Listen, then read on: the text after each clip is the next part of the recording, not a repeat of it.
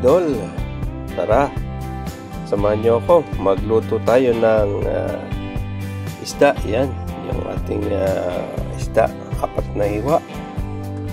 Yung malalaking isda po yung nabili natin, 1 kilo. Ayan. Magawa tayo ng fish steak. Ayan, ito.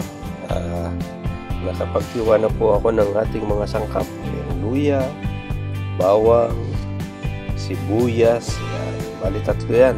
At saka yung sibuyas natin na bilog, onion rings. Ayan, 2 piraso yan. At saka yung ating lemon.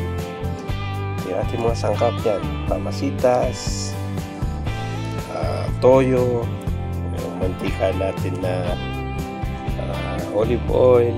Ayan. At saka meron tayo dito seasoning.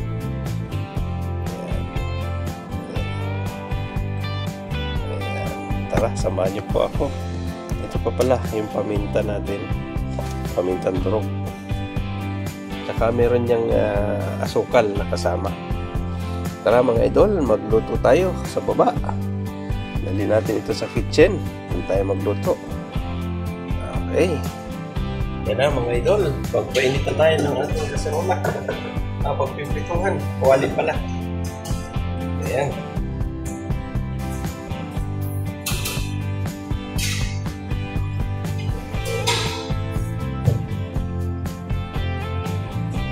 Lagyan na natin ng olive oil yung ating kawali. Okay.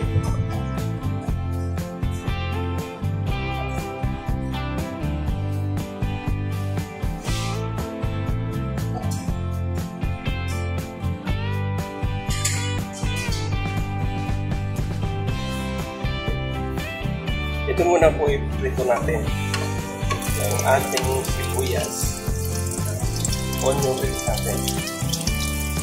Okay, ito muna ang lutoy natin muna.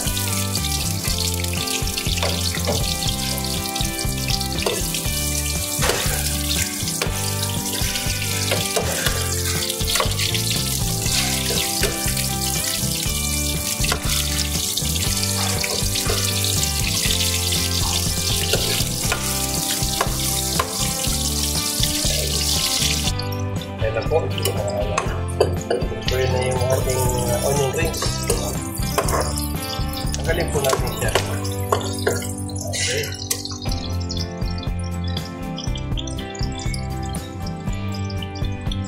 Tanggalin po natin siya. Okay.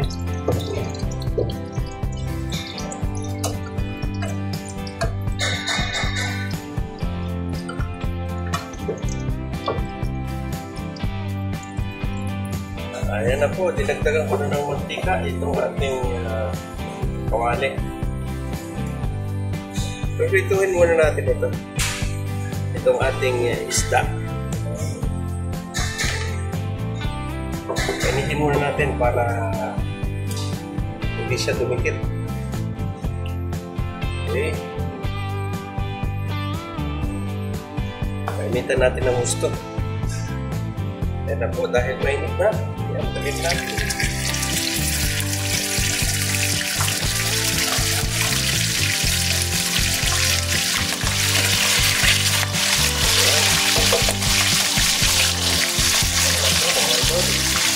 Ito lang natin yan. Okay. Ayan po. Punahin lang natin ito.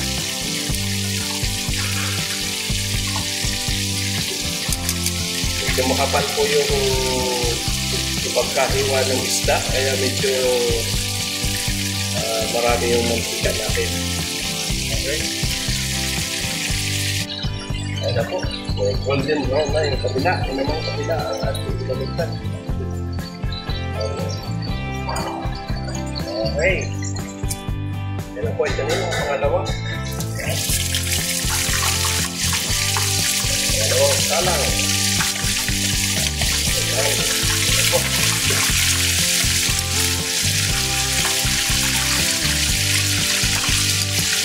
Then lang po natin maluto yan.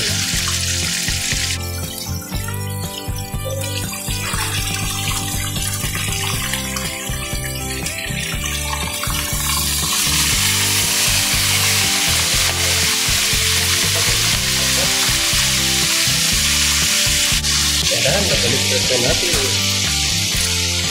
Okay, hindi na natin baluto yan. Ayan ang mga lods. Una, yung ating luto.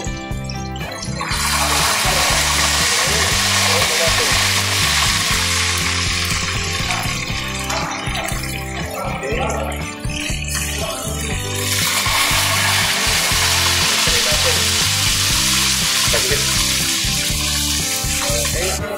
Ayan, magpainit naman na ako ulit tayo ng mantika para sa ating sarsa. Ayan. Tuto tayo ng sarsa. Okay. Ayan ako, nilagyan na natin ng mantika. Ayan.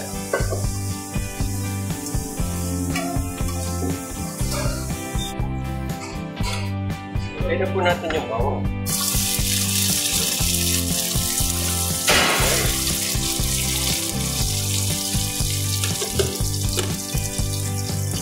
Labasin lang natin yung aroma ng bawang.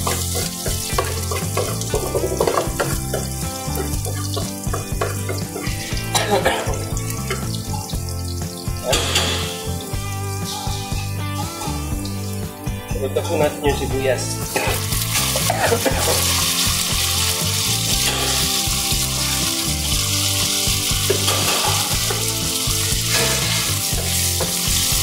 Labasin lang natin ang aroma ng sibuyas.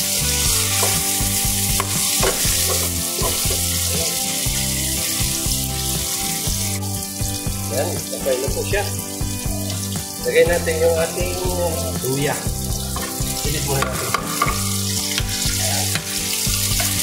Natin yung luya. Okay.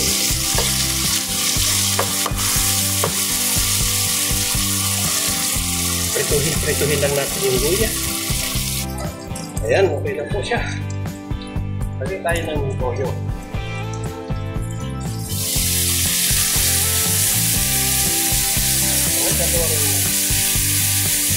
Sekarang masuk toyo. Atin.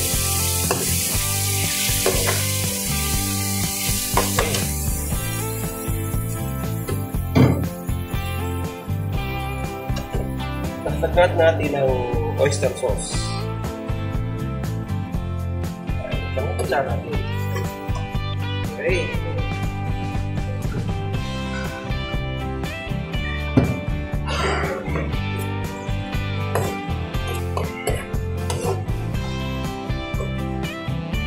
Lagyan natin ng seasoning.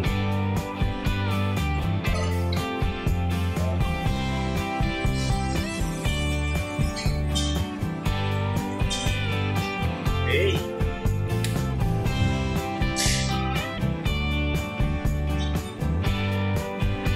Lagyan natin ng isang kutsarang suka.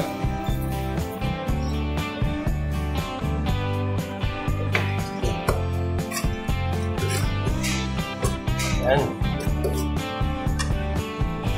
Ayan. Bigay na po natin yung ating lemon.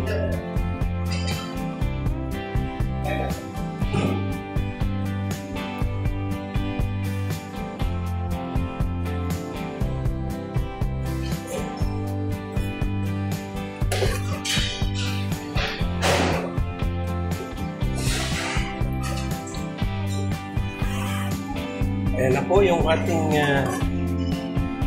sauce. Bigyan natin ng pamintang durog. Yan. Okay.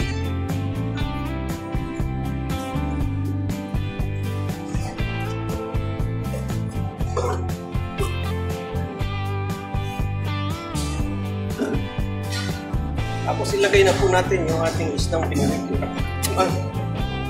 Ayan.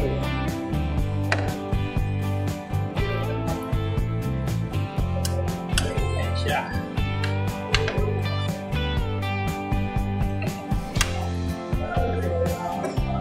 Ayan.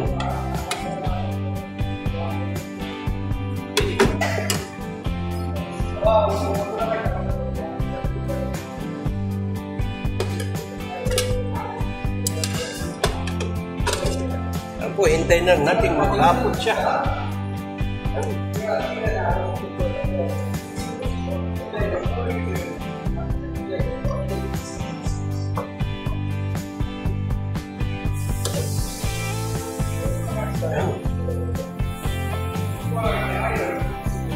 Ininin muna po natin siya sa katamtamang apoy lang. Okay. Ayan po, tinakpan ko na. Ayan. Ininin lang po natin siya. Okay. 10 minutes. Luto na po yan. Okay. Ayan na po. Malapot na siya. Lagay na natin yung ating onion rings.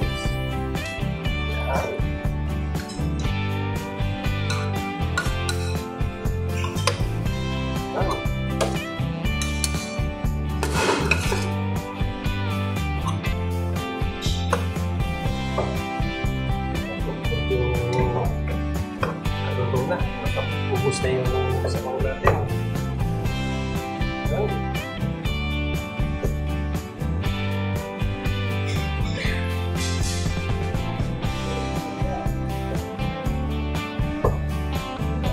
Ayan.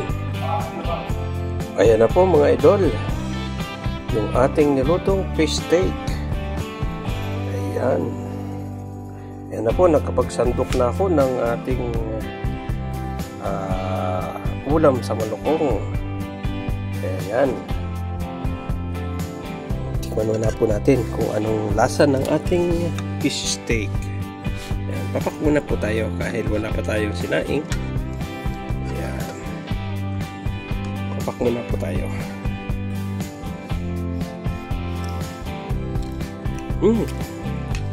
Ang sarap po ang ating masarap na naman ang ating menu ngayon. Ayan. Masarap po mga idol. Naghahalo yung asim, yung tamis ng asukal at saka yung oyster sauce saka tuyo. Hanggang dito na lang po at maraming salamat sa inyong suporta sa aking YouTube channel. Bye-bye. God bless.